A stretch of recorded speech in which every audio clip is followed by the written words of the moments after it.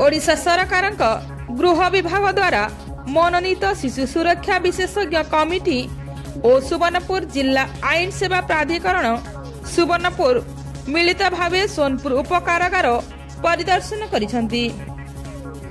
जिला आईन सेवा प्राधिकरण संपादिका कुमुदिनी मुदुली तत्वावधान कमिटीर सदस्य प्रोफेसर नीलांबर शतपथी, अवकाश मिश्र एवं जिला शिशु सुरक्षा विभाग आईन अधिकारी श्री केशव चंद्र मेहर प्रमुख उक्त कारागार को परिदर्शन करथिले।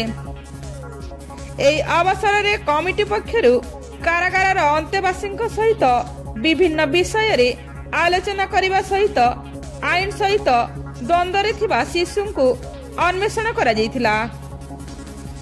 किंतु आईन सह द्वंद्व थिबा कौनसी शिशु मिली नथिले। उक्त परिदर्शन समय रे उक्त कारागार अध्यक्ष दिलेश्वर जेना सहयोग करथिले। ब्यूरो रिपोर्ट तनुषान टीवी।